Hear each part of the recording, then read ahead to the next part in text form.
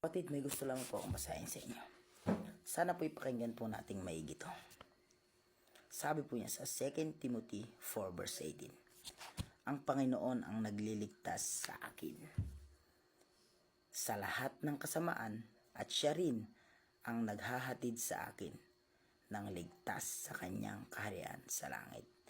Purihin nawa siya magpakailanman. Amen.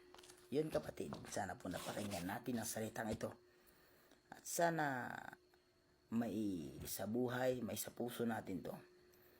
Na lagi po nating aalalahanin sa isip natin na ang Panginoon ang nagliligtas sa atin. At alalahanin natin yung pagliligtas niya sa krus ng Kalbaryo.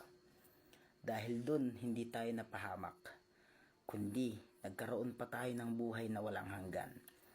Dahil doon kapatid, ay lagi niya tayong inililigtas sa mga pagsubok na dumarating sa ating buhay. Sa anumang gawa ng kaaway na dumarating sa ating buhay, inililigtas na tayo.